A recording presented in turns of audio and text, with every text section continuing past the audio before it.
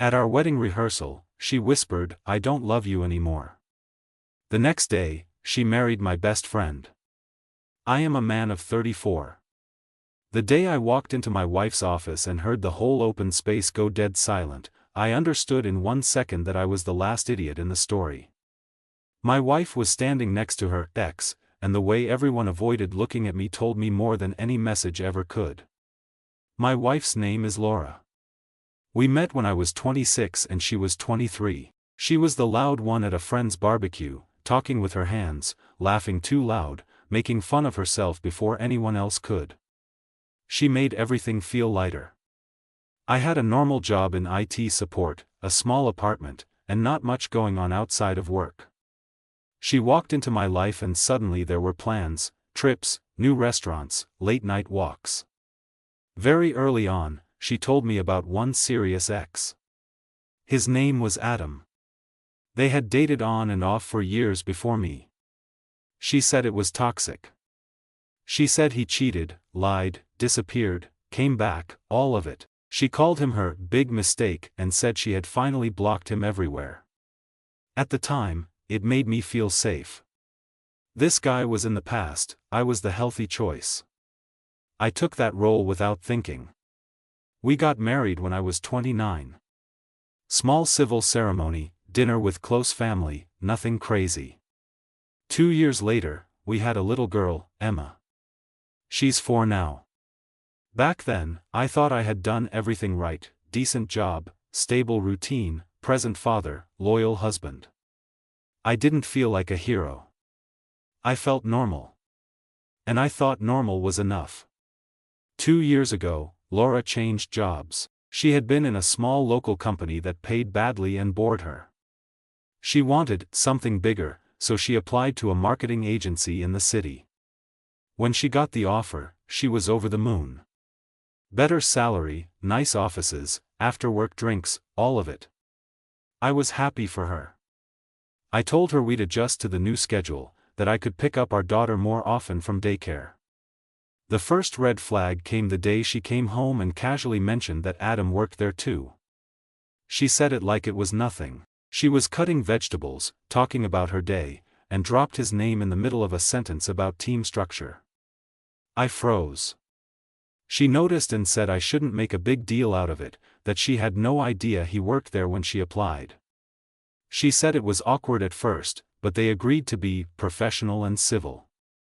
Every muscle in my body wanted to say no, to tell her to leave, to draw a line. Instead, I swallowed it. I told myself she chose me. I told myself adults can coexist with exes. I told myself I wouldn't be that insecure husband. From there, things changed slowly, like a room getting darker one light bulb at a time. She started coming home later. At first it was normal deadlines, campaign launches, client meetings. Then it became vague: we had to stay to debrief, the team went out for a drink, it looked bad to leave early. When I asked who was there, she would say, "Everyone," or list first names without looking at me. Her phone, which had always been somewhere in the house, suddenly lived in her hand or face down on the table. She turned off message previews, for focus. She started buying new clothes, for the office, more makeup, for meetings. I told her she looked nice. I meant it. I also felt that sick little twist in my stomach every time she twirled in front of the mirror and called herself a new woman. We began to argue in small ways. Nothing dramatic. She complained that I was too stuck in routine. I complained that she was never home. We blamed stress and a toddler. We didn't say the word Adam. It sat silently between us. One night, I went to pick her up because I was nearby. I thought it would be a nice surprise. I messaged her that I was in the area and could drive her home. She replied 20 minutes later saying she had already left with colleagues and would tell me later. Fair enough, I told myself. 2 days after that, she mentioned a team lunch. She said her boss wanted everyone there and asked if I could pick up our daughter. I said of course. I didn't think about it until that evening when I saw a selfie on one of her coworkers' public profiles. It was a group photo with the caption, "Team Lunch with the Best People." I zoomed in. I saw Laura. I saw a few faces I didn't know. And at the edge of the frame, with his arm half visible behind her chair, I recognized Adam. I didn't say anything that night. I told myself it was a team lunch, not a crime scene. But the more these small coincidences stacked up, the less comfortable I felt. What really pushed me over the edge was a Sunday. She told me she needed to go back to the office for a few hours to finish a presentation. It was a weekend, but campaigns don't wait, she said. She kissed our daughter, grabbed her laptop, and left around midday. 3 hours later, my daughter was napping and I was scrolling absent-mindedly on my phone. I opened the Find My app out of habit. We had set it up years ago after she got stuck with a dead car battery. I hadn't used it in forever. Her location popped up on the map. It wasn't at the office. It was at a different address across town. I copied it into Maps and saw the name of a co-working building that I knew because I'd passed it on the tram, a modern glass building with several companies inside. I felt that cold wave hit my chest. I told myself there was an explanation. Maybe her company rented meeting rooms there. Maybe the app was glitching. Maybe. I grabbed my keys. Before leaving, I took a photo of the screen showing her location, like I needed proof I wasn't just being paranoid. I told my neighbor I had to run a quick errand and asked her to keep an ear out for my daughter in case she woke up. On the drive there, my heart was pounding so hard I could feel it in my throat. I wasn't even sure what I was going to do. Part of me wanted to turn around. Another part of me knew that if I didn't go, I would spend the rest of my life asking myself what was really happening. The building had large glass doors and one of those reception desks at the entrance. I walked in trying to look calm. The receptionist asked me which company I was visiting. I gave the name of Laura's agency. She told me they were on the 3rd floor and pointed me toward the elevator. Inside the elevator, I looked at my reflection. I didn't look like a man coming to blow everything up. I looked like an ordinary guy in a wrinkled hoodie, tired, worried. The doors opened onto an open-plan office with big windows, plants, and those modern desks without walls. There was a low murmur of people talking, keyboards clicking, phones ringing. I stepped out and walked toward the main area. The first thing I saw was Laura's hair. She was standing at the far end of the room near a glass meeting room. Next to her, leaning slightly too close, was a man in a shirt I recognized from years ago. Adam. They weren't touching, but the distance between them wasn't professional. The way she was looking up at him, the way he was tilted toward her, the small smile on her face, it was a posture I knew because I had seen it before, when she used to flirt with me. I took a few more steps into the room. Someone glanced up, saw me, and their eyes widened. The sound level in the office dropped fast, like someone was turning down a volume knob. People stopped typing. One woman grabbed her mouse and froze. A guy near the kitchen suddenly found the fridge door very interesting. By the time Laura saw me, the room was almost completely silent. That silence told me everything. These people knew who I was. They knew why my presence there, in that moment, mattered. And they were scared to be caught watching. Laura turned, saw me, and her smile died instantly. Her face went white. Adam straightened up and shot me a look that was half shock, half annoyance, like I had walked into his living room without knocking. My brain went weirdly calm. I asked myself one simple question: did I want to create a scene in front of all these people, or did I want the truth from her later when she had nowhere to hide? I walked up to them. I greeted her. My voice sounded flat, like it belonged to someone else. I said I had been nearby and thought I would surprise her. She stammered something about being busy, about not expecting me, about having a meeting. Adam said my name in that fake friendly tone some men use when they already know they've crossed a line. He said he was just helping her with a client deck. The whole time, everyone around us pretended to work and listened with their eyes glued to their screens. I noticed something small that stuck in my mind. On Laura's desk, there was a coffee cup with a pink sticky note on it, the kind people use to write messages. It had a smiley face and, "For you," scribbled on it in handwriting that wasn't hers. It was placed not quite in the center, like it had been put there for her to find when she came in. I told her I would wait in the lobby. I said we needed to talk when she was done. She said she had to finish something important first. I told her I could wait all day. I turned around and walked back through that silent office. I could feel the eyes hitting my back. In the lobby, I sat on a cold chair and tried not to scream. 10 minutes later, my phone buzzed. It was a message from Laura saying she needed an hour, that I should just go home and she would explain everything tonight. Something in me clicked. I wasn't going anywhere. I wrote back that I was still downstairs. No answer. After maybe 20 minutes, I saw Adam come out of the elevator. He looked down at his phone, saw me, and paused. He walked over. He said I shouldn't let my imagination run wild, that he and Laura were just colleagues with history.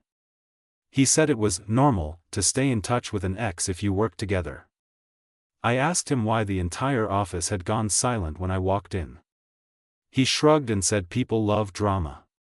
He smiled like we were in on some joke. I realized then that this man did not feel guilty. At all. In his mind, I was the insecure husband and he was the confident guy who could talk his way out of anything. I didn't answer him. I just told him to tell Laura I was still waiting. Then I stood up and walked outside to breathe. Laura finally came down after almost 40 minutes. She looked angry, not guilty. She told me I had embarrassed her, that walking into her office like that made her look unprofessional. She said everyone at work would now think I was controlling. I asked her why the app showed her at another building when she told me she was at her company's office. She said the agency sometimes rented rooms here, that it wasn't a secret. I asked her why she hadn't mentioned it even once in months of working there. She said she hadn't thought it mattered. Every answer was technically possible, and completely wrong in context. When I asked her directly how close she was with Adam now, she rolled her eyes. She said I was obsessed with the past, that she and Adam were just co-workers, that I kept bringing up old stories, because I couldn't handle her having a life outside our home. On the drive back, our daughter's empty car seat in the back felt like a weight. Laura kept saying I had overreacted, that showing up unannounced was not normal, that I had trust issues. At home, after we put our daughter to bed, we went back to it. I told her the truth. Seeing her with Adam and the way the office reacted made me feel like the entire world knew something I didn't. I told her I wasn't comfortable with her spending that much time around the man she had once called her biggest mistake, especially with all the extra hours and secretiveness. She flipped it on me. She said I was suffocating her, that I didn't respect her professionalism, that I wanted to control who she worked with. She said I was turning into one of those husbands who can't handle their wife being successful. I felt like I was arguing with a wall. Every time I tried to point to a concrete fact, location, silence, the matched schedules, she bounced it back with words like jealousy, paranoia, old trauma. That night, I slept on the couch, not because she asked me to, but because I couldn't lie next to her without replaying that office over and over in my head. Over the next week, something shifted in me. I stopped trying to convince her. I started paying attention. I checked our shared calendar and realized she had stopped logging her late nights. I noticed that on the days she came home particularly glowing, she would rush to shower first thing, even if she wasn't sweaty. I saw a message flash on her phone one evening from a name I didn't recognize, with a preview that said, "Can't stop thinking about earlier." She flipped the screen before I could see more. I didn't confront her right away. Instead, I did what I should have done at the beginning. I stopped assuming I was crazy and treated my own instincts as evidence that something was wrong. A few days later, I got a message from an unknown number while I was at work. It said they needed to tell me something about Laura and that they worked in the same office. I thought it was a scam. Then they sent a photo. It was from the lunch area in the shared building. Laura and Adam were sitting at a small table. She was leaning over, laughing, his hand on her wrist. It wasn't proof of anything physical. But it was proof of something emotional. The caption under the photo was short, "You should know you're not crazy." My palms went cold. The next message said they didn't want to get involved, but they couldn't watch him play games with another woman's life. They said everyone in the office knew something was going on, that people joked about it behind her back, and that most of them thought I either didn't exist or didn't care. I stared at the screen until the words blurred. I asked who they were. They said it didn't matter and that they were using a temporary number. Then they disappeared. That night, Laura came home later than usual, smiling, with that same glow. She said a client meeting had run long. She kissed our daughter and barely looked at me. For the first time in our marriage, I didn't ask her how her day was. I didn't try to make conversation. I just watched her move around the kitchen, watched her laugh at something on her phone, watched her avoid my eyes. I went to bed with my heart pounding and a realization pressing down on my chest: I wasn't safe in my own life. I was living with someone who could look me in the face, call me paranoid, and then go back to doing whatever she wanted. The next morning, while she was in the shower, I opened her laptop. I knew the password. I had never used it before. I felt sick doing it. But I opened her email and searched one word: Adam. What I found made the silence in that office feel almost gentle compared to what was coming. I scrolled and scrolled. There they were. Messages. Forwarded memes. Calendar invites for internal catch-ups that didn't appear on the shared team calendar. Emails that started professional and slid into personal.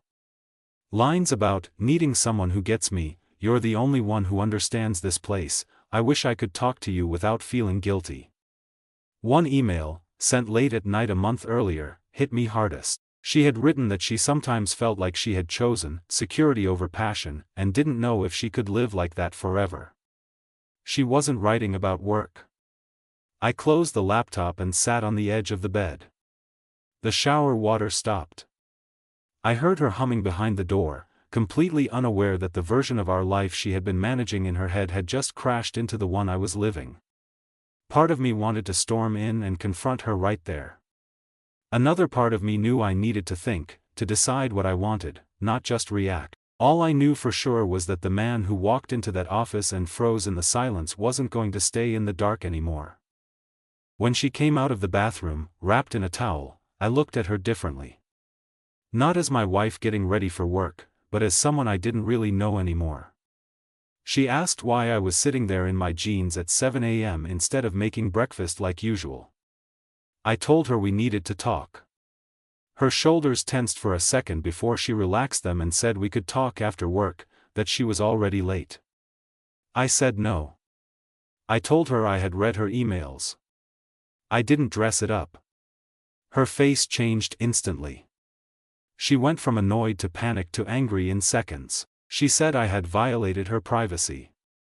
I said she had violated our marriage. She told me I had no right to search her things. I told her she had no right to rewrite her life in messages with her ex while lying to my face. She asked what I had seen. I told her enough to know it wasn't just professional. I mentioned the line about choosing security over passion. I mentioned the late-night emails. I mentioned the off-calendar meetings. She tried to minimize it. She said it was emotional venting, that everyone flirted at work, that she needed someone to talk to about feeling stuck. I told her spouses talk to each other when they feel stuck. They don't run to their exes. She then shifted blame. She said she had been unhappy for a long time, that I never listened, that I was more interested in routines than in her feelings.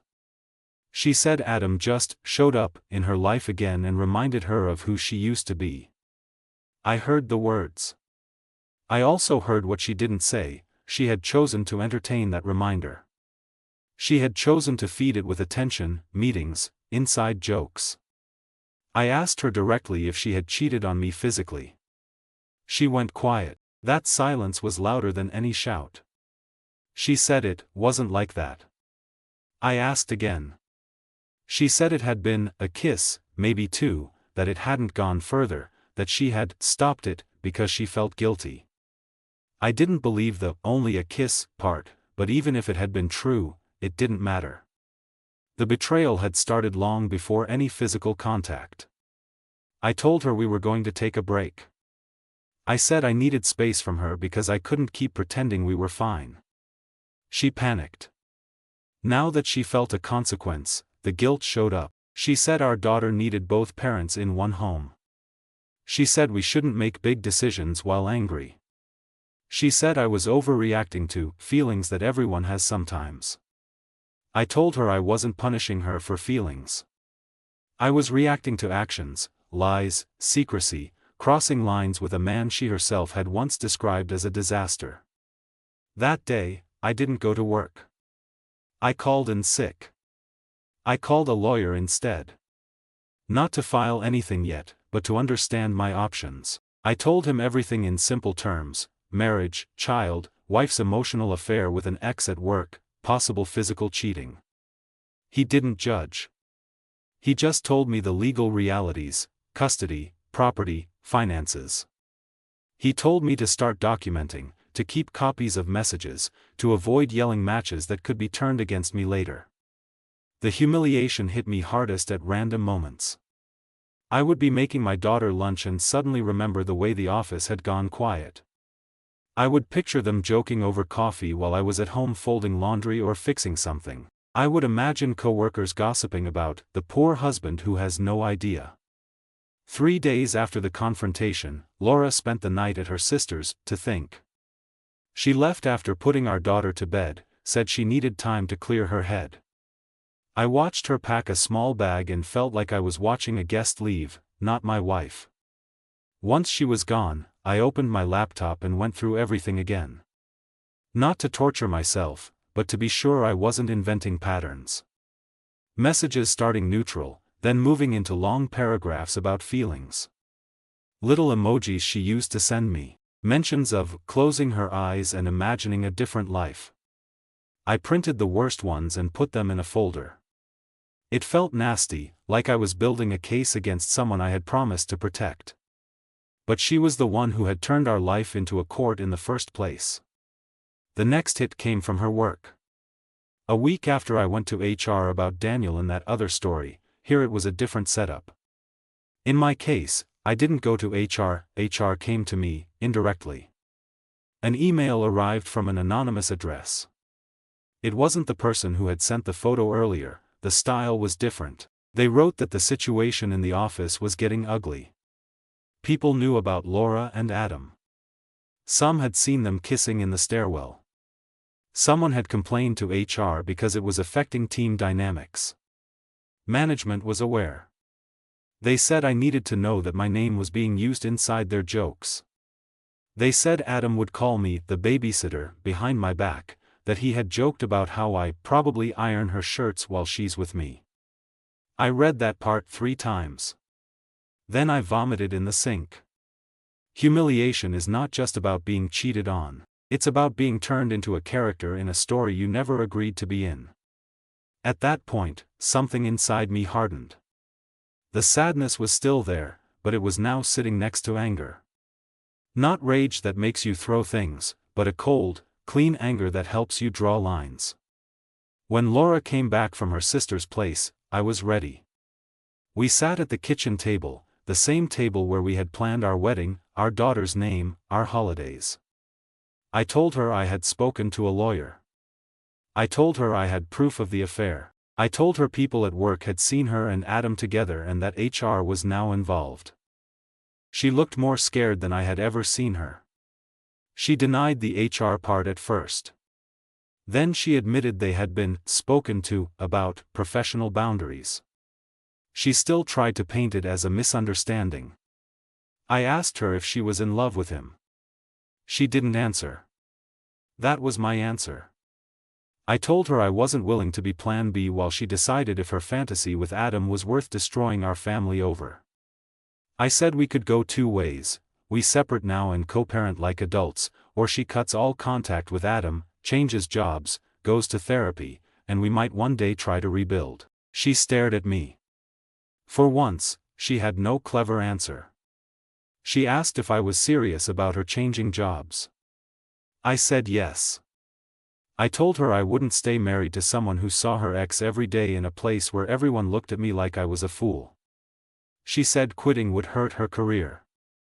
I said cheating had already hurt our marriage. In the end, she chose the path that told me everything I needed to know.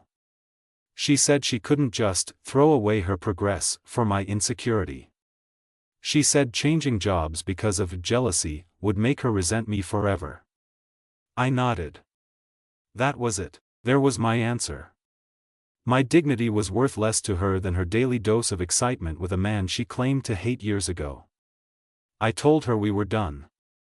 Not with shouting. Not with a dramatic scene. Just clear. The following months were a long, slow cut. Lawyers. Papers. Custody agreements. We agreed on shared custody of our daughter. I kept the apartment. She found a small rental close to her work. She cried sometimes when we talked about schedules, but still never offered to leave that job.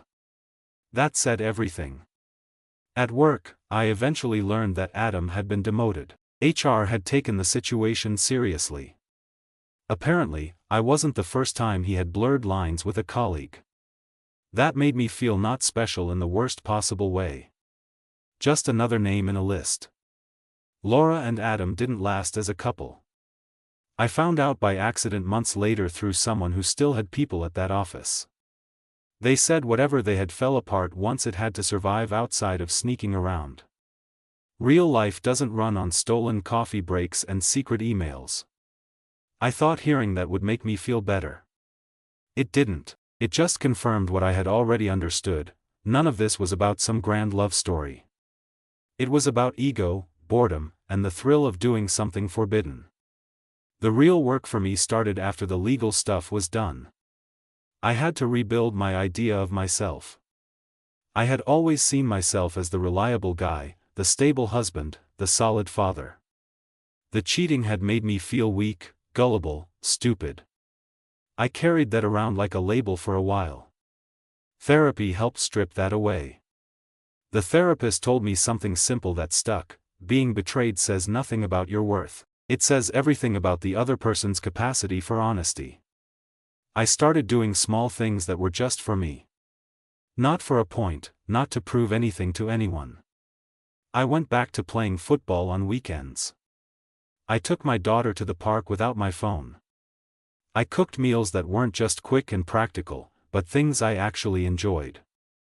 The first time I dropped my daughter off at Laura's new place, I saw a photo of the three of us still on her shelf. I noticed she looked at it for a second like it hurt. I didn't feel satisfaction. I felt tired. Choices have weight. She was finally feeling some of it. We kept things civil for our daughter. We spoke about schedules, school, health. We didn't talk about Adam. We didn't talk about us. That part was over. Sometimes, late at night, I replay that moment in the office in my head. The way everything went silent, the way people avoided my eyes, the way Laura's smile died when she saw me. It used to feel like a nightmare. Now it feels like a warning I'm grateful I didn't ignore. If I am honest, the hardest part wasn't walking into that office or reading her emails. It was admitting to myself that the version of love I had held on to, loyalty, stability, shared plans, was not the same version she was willing to live. Letting go of that illusion hurt more than signing any paper. Today, my life is quieter. I still have my job. I have my little apartment that actually feels like mine. I have a 4-year-old who thinks I'm a superhero because I can make pancakes in the shape of animals. I have a small circle of friends who didn't disappear when things got ugly. And I have one rule burned into my brain: if something feels off and the person you love makes you feel crazy for noticing, pay attention. That feeling is not jealousy. It's your mind trying to save you. My wife told me I was overreacting when I followed that feeling. She told me I was paranoid, insecure, controlling. She told me I was imagining things. The day I walked into her office and the whole place went quiet, reality answered her better than I ever could. I caught my wife visiting her ex at work. Her entire office already knew. I was the last one to see the story for what it was, but I did finally see it. And as painful as it was, walking out with my dignity, and not staying to be the background character in their drama, was the first real act of self-respect I had in years. That's the part one hold on to now. Not the silence. Not the humiliation. The fact that, when the truth showed its face, I chose myself and my daughter instead of begging a liar to stay. Follow me for more stories.